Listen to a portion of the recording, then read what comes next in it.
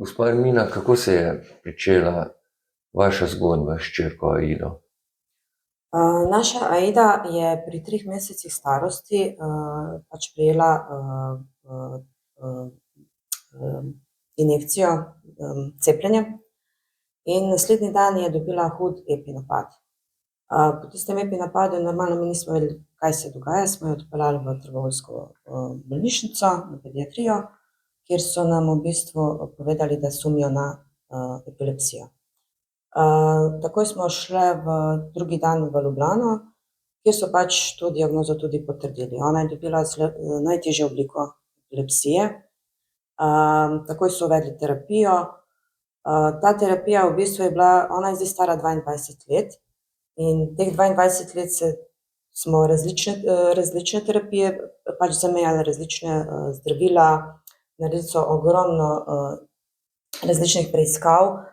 Bile smo tudi na ketogeni dieti, ampak žal v teh 22 letih ona ima vsak dan epinapade. Na začetku je imela od 40 do 50 epinapadov. Na dan? Na dan. Potem so pa uvedli kanabidiol olje, kjer so se pač napadi s tem oljem znižali nekje od 5 do 10 na dan. Ampak je vseeno, se pravi, ti napadi trajajo 22 let vsak dan, kar je normalno tudi uničuje možganske celice. Ona je otrok v bistvu nekje na starosti 6-mesečnega otroka razvojno, ne, pač ona potrebuje celotno nego, ne govori, ne hodi, v bistvu ne zna nič, ne. V teh 22 letih smo, se pravi, dali čez ogromno stvari, mislim, to je borba, poskušali smo vse. Tudi smo šli recimo, midva sva tudi probala, ne vem, hodila sva, ne vem, tudi bioenergetikam, probali sva vse, ne, ampak žal nič se ni dalo narediti, ne, da bi se ti epinapadi ustavili. Potem je ona tudi zraven te epilepsije dobila tudi še diagnozo osteoporoza, pač manjšo gostoto ima v kosteh, kjer vsakih 6 mesecev dobi zdravilo, da to gostoto koliko toliko na minimumu obdržijo. Potem je pa dobila še skoliozo, se pravi krivljenje hrbtenice v spodnjem delu. Zdaj smo imeli pred kratkim, imela je 25 stopinj izkrivljene, ampak zdajle pred kratkim, ko smo imeli pa, mislim, da 2 tedna nazaj smo imeli kontrolo in ukrivljenost je šla na 50 stopinj. V bistvu zdravniki že pri 45 naredijo operacijo, ampak pri njej operacijo se bojijo narediti, ker ima ona te vsakodnevne napade, ker se pravi, so tudi zelo hudi, ker se pravi, ona, ko dobi napad, je celotna v krču, brez zavesti, v bistvu tudi obrne oči, glavo, groza. Zdravniki se bojijo te operacije, ker recimo ona, ko bi dobila napad, bi njej lahko šibka pač jo zbil ven, ne, iz hrbtenice. Rekli pa so, da ko pride do 60 stopinj, bojo pa mogli narediti operacijo hrbtenice, ker bo pa pač rebro je že prišlo blizu kolka in ko pride, to bo škrtanje kosti in to zelo boli. Začele se bojo bolečine, kar je to zelo nehumano, tudi če bo imela zdravilo za bolečine, ne bo pomagalo. Midva sva potem tuhtala, kaj narediti, sva v bistvu poslala njene vse dokumentacijo, vso zdravniško sva poslala v Turčijo, v kliniko, kjer so zdravniki naredili konzilij, pregledali vso dokumentacijo, poslali smo jim tudi videoposnetek, pač kako ona, pač kaj ona zna, kaj ne zna, in so nas obvestili, da pač njej lahko pomagajo z operacijo matičnih celic, njenih matičnih celic, in da 97% je možnosti, da bojo epinapadi, se pravi, nehali. Center ravnotežja se ji bo izboljšal in mišice se ji bojo pač, v bistvu mišice se bojo bolj učvrstile, ne, ker zdaj ima zelo mehke. Gospod Idis, verjetno je ta operacija možna samo v Turčiji ali bi lahko operirali še kje drugje? Ta operacija samo v Turčiji, v Istanbulu, za ta-malo je ustrezen kandidat, to so pregledali vse, ampak ona gre na operacijo matičnih čeli, ko so sobstvene, se pravi, niso donatorske, ne, in donatorske Z donatorskimi operirajo tudi druge, ne? druge, ne, sam recimo Z njenimi pa samo tam. samo v tej kliniki v Istanbulu, ne. Zdaj, mi probavali smo vse, ne. Do zdaj smo res probali marsikaj, obračali smo se vsepovsod, trudili smo se, kakor se je dalo, ne. Zdaj, priložnost nam je, Aida je ustrezen kandidat, da se operira v Istanbulu, na žalost je pa cifra ogromna. Potrebne so 2 operacije, če sem vas prav razumel. Zakaj? Ker ta mala je 22 let stara, če bi bila ona zdaj trenutno stara od 8 do 10 let, bi bilo dosti ena operacija, ne, tako bo pa mogla iti 2. Gospa Ermina, kakšna je cena operacije? Ena cena operacije je 14.000 evrov, v to je vključeno pač bivanje v hotelu 3 dni in vsa pač ta terapija, ki jo dobi, pač tisti, ki bo bil tam in nam bo pač prevajal, ne, iz turškega jezika. Vse drugo je pa naše, ne, stroški letala, pač mogoče bo potrebno, kot so rekli, kak dan dalje ostati, prav to potem mi plačujemo, ne. Potrebne so 2 operacije, se pravi, obe 2 operacije, se pravi 28.000 evrov, plus stroški, se pravi nekje čez 30.000 evrov je potrebno. Teh stroškov ne pokrije zdravstveno zavarovanje? Ne, žal ne.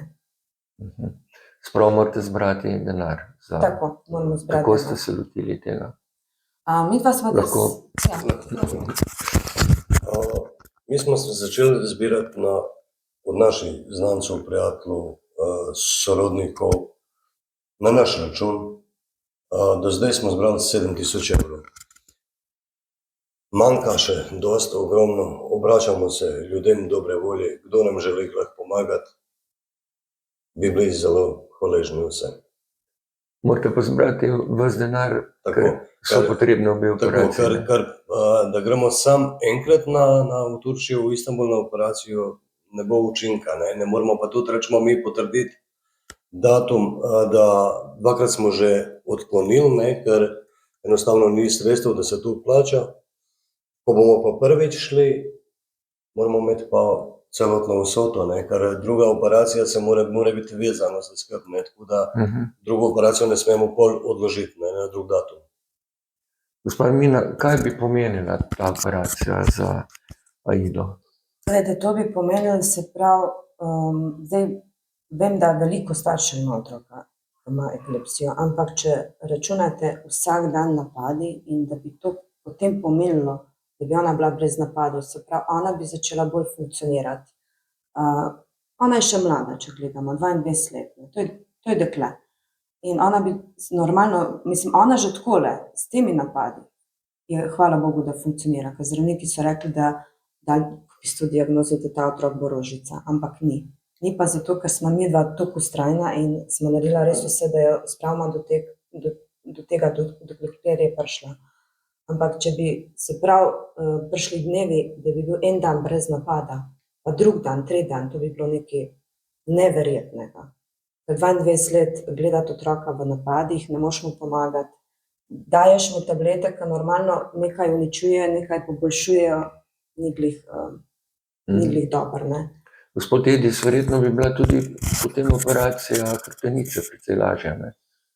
Ja, ker rečemo, hrbtenica, skolioza je res že v hudem stanju, je že prišlo na 50 stopinj, ne, če pride na 60, pol mora iti na operacijo, se pa zdravniki tudi izogibajo, mislim, odlašajo operacijo, kakor se bo le dalo, ne, ker epinapadi, ta-mala, ko dobi epinapad, to je grozno za videti in se tu otrok skrč, to je, mislim, in pol ta operacija, rečemo, pač kako se naj izrazim, te šibke, pa tu rečemo, pol se premika vse skupaj, ne, in tu prioriteta je, da zaustavimo epinapade, potem pa sledi operacija skolioze hrbtenice, to bomo pa naredili v Sloveniji, v Ljubljani, tu pa krije zdravstvo.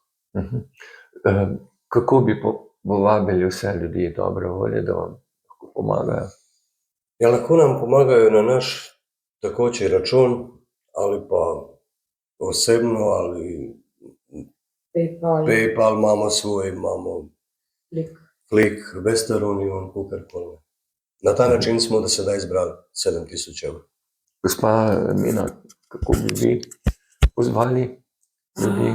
Jaz bi rekla tako, ne, mislim, jaz res hvala lepa vsem, ki je do zdaj dal 1 evro. Se pravi, če se danes odrečemo ene kavice, to je za nekoga zelo malo, za nas je pa ogromno. Se pravi, jaz res prosim vse ljudi dobre volje, da nam pomagajo, da res odpeljemo Aido čim prej na operacijo in da poskušamo rešiti te napade, ker skolioza ne bo čakala, skolioza bo šla še naprej. Tega se pa res zelo bojimo, teh operacij. Okrevanje je že hudo, kaj šele, če bojo napadi v tem okrevanju, ker potem ponovno mora iti pod nož, ne. Najlepša hvala za ta pogovor, za iskrenost in upamo, da bo Aida čim prej prišla do Turčije in potem lažje zaživela.